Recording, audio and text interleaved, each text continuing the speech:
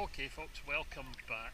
I've remembered what I was planning to do, and I was planning to say that I've done some recording while I was actually sitting knitting, and I'll talk about the works in progress when I'm doing that. So I'm going to pop in an edit here and cut to myself sitting in a comfy chair knitting away in the sun.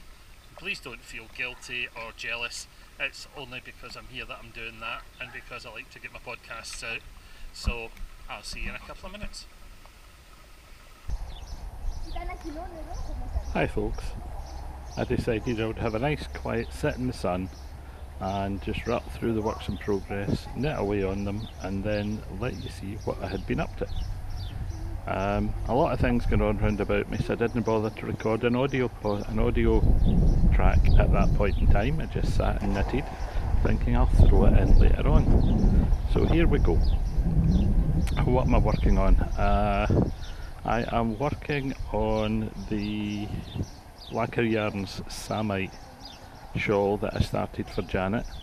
It's a brioche project, and I decided to create something triangular and to run 2 or 3 different brioche patterns through it as it grows. The first one is from one of the stitch libraries in Nancy Marchant's books. I'm finding that as I'm knitting the yarn up, it feels really good.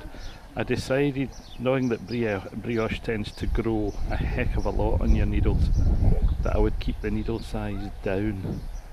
So when I put this together, I decided to knit it as a fingering weight yarn on 2.5mm needles and let it grow to not so large a size, but keep its density so that I get a really cosy winter shawl out of it. Now, whether or not there's going to be enough yarn, I haven't decided yet. We're just going to have to wait and see.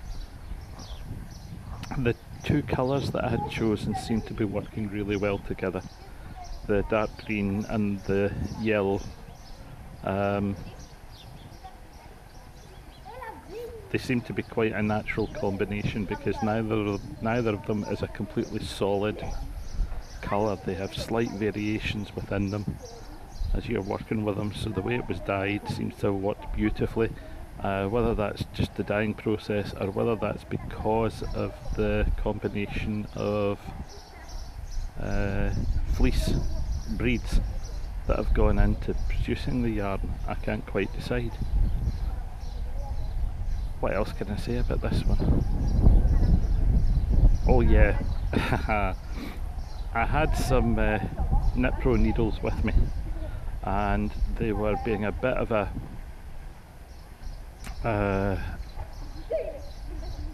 pain at times, and I decided that the bigger project needed the longer cable, so I swapped them from this project onto the next one we're going to look at and put these onto a spare 2.5 that I had in my knitting bag. And these are metal needles of indeterminate origin. They might be arrows, God knows what they are, but when you're trying to slide them back through yarn, the junction between the needle and the cable is absolutely awful. It's almost as if there's a fixed step and it just doesn't want to let stitches slide from cable back onto needle. It's okay if it's going the other way, but that's life, I suppose. We'll just have to put up with it. I'm going to shut up here and I'm going to edit from here to where I actually get a chance to show you what this project's looking like on the first motif, and then we'll nip on to project 2.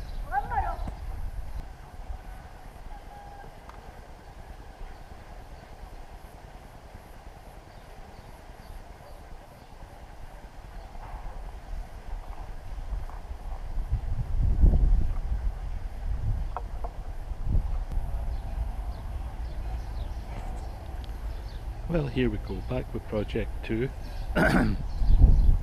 Project 2 is the one that I had moved needles and popped the Knit Pro Symphony fixed 1.5 metre cable, 2.5mm needles into this project.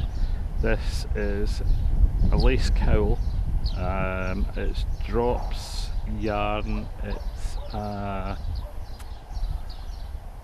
alpaca and silk lace yarn, and I've forgotten which drops yarn it is. I can't remember the name of the colourway because I started it so long ago. The project itself is just on the 1.5 meters in diameter, and it's designed to pop over, be folded once, and then draped around the neck. There are a set of traditional lace motifs in the first half of the project, and it's going to be doubled back in itself, the top edge joined to the bottom edge to give a double thickness for the cold winters in the north of Scotland. The lace pattern on the exterior of the cowl is just old traditional motifs that I happen to like, put together in sequence one after another, an 18 stitch block rising vertically and just repeated as many times as I needed to get the length, and I'm happy with that. The yarn itself is lovely to work with. As I've said in previous podcasts, working with it, because the stitches are quite small, the actual combination is a bit of a pain in the eyes at times. Now, when I started this, I started it on 3.5mm needles, and I've been working away with 3.5mm bamboos. So why would I swap from those to a 2.5? Well, the answer is I decided that the inside would be a single coloured brioche to give the bulk and the airiness, like a cellular blanket, to create extra warmth for the winter in this one. And that changeover has created a really nice density. The lace weight yarn single colour brioche is working well. Now, we started knitting it, and then I thought, have I got enough lace weight yarn to finish it? There's a good question. So we've done about 10 rows of brioche so far, and it looks good, and that'll be enough to turn the top corner perfectly. Get a wee chance to look at the lace weight pattern here as I remember to hold it up and let the world see what's there. There's a leaf pattern at the bottom and then a fairly traditional top. So I've decided that I'm not going to do any more work on this one during the holiday. I'm going to put this one away, and when I get home I have some cream coloured lace weight yarn, which is wool and silk, and I'm going to pop that in to a 2-colour brioche to create a lighter background to let the lace pattern show. I don't know how that experiment will work, but you will see it as it happens. And other than that, I'm just going to plod on and work away on this. It's going quite well. I mean, you know yourself that when you're knitting brioche, you can be knitting away, you think at a reasonable pace, and when you look at it, you don't appear to have created an awful lot of depth. Now that is only because you're doing the double pass to get the effect that you want. First on the knit, then on the purl. And I know that I could be working single pass brioche the way Nathan does, but I'll just persevere as I am. Right, I'll pass you back to myself in another part of the podcast. Bye for now.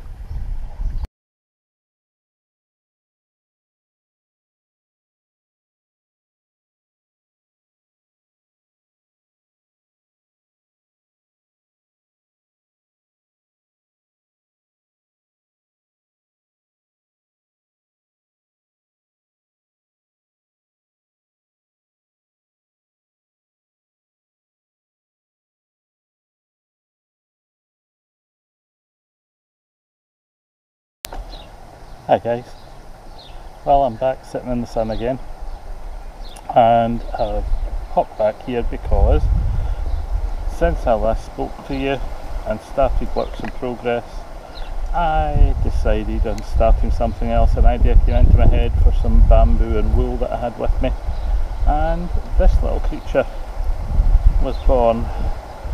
This is the start of a shawl come scarf.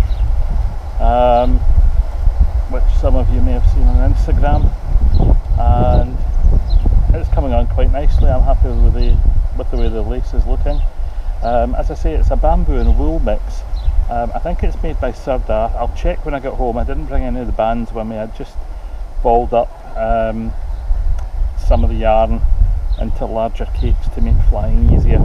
So the project is going to use up 200 grams, and as it progresses I'll keep you up to date with it as I normally do. It feels really nice. It's one of those yarns which has the feeling of a wool and silk blend, but because it's rayon or viscose derived from bamboo, it feels fine at the moment. I don't know what it'll be like for pilling. We'll see that once we finish it and test it. Since we last spoke, there have been one or two things that have put a smile on my face. The biggest one being crossing the 700 subscriber mark on YouTube. So to the people who made that possible, thank you very much indeed. I'm delighted that you have confidence in me, and I will continue to podcast as always and try and enhance what's there. We can't let something like that pass without marking it in some way, so we will have a 700 subscriber giveaway, and when I get back to the UK at the weekend, I will open a thread on Ravelry called 700 subscriber giveaway. Feel free to pop into my Ravelry group, have a look at the thread and contribute if you want to participate. All I ask of you is that you pop in and leave a holiday story. Since this happened while I was on holiday, you pop into Ravelry, say you want to be involved, and leave a Ravelry holiday story. Now, it can be anything. It could be a childhood memory, it could be a recent holiday, it could be something you've really enjoyed, a meal you had while you were on holiday that was amazing. I don't care.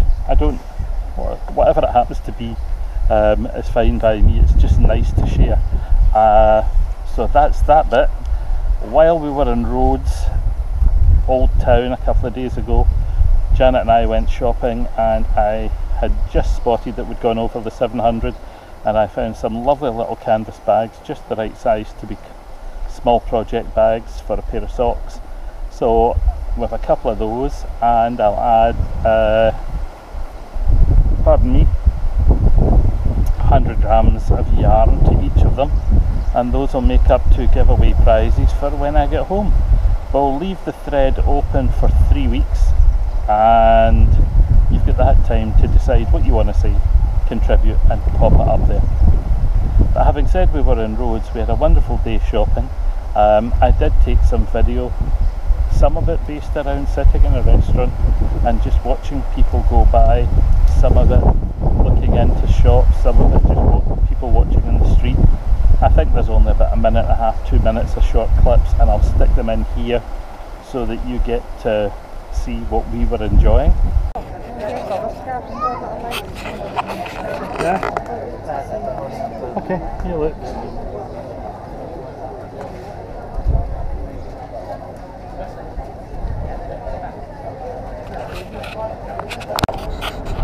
Well,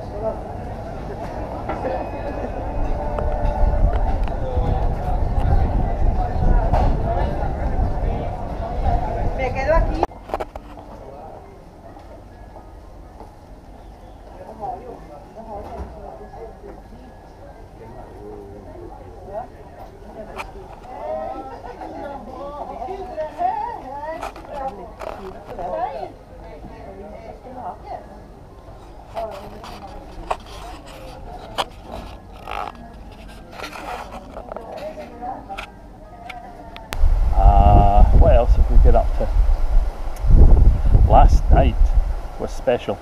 Apostolos and Sambika Chasalis, the owners of the hotel we're staying at, invited us to visit Apostolos' home village of Apollona. Apollona is up in the middle of the island of Rhodes and has a village cooperative run by the ladies of the village, and they do what they do best. They craft things that they know really well, and in Apollona a lot of that is based around food. So it'll be their village olive oil, their home baking and their biscuits, and whatever else happens to be there. I don't know if they have needle crafts as we would know them involved as well. And last night when we went to visit the village about 5 p.m, I thought we might be going to the cooperative, but no. Apostolos had a surprise up his sleeve, and we ended, there goes a plane overhead, we ended up in the middle of what I can only describe as a village party. The place was full of tables and chairs, food appeared from all sorts of locations, we were royally fed, we were fed homemade wine and brandy, and the night went wonderfully. Then the live music started, and then the dancing started.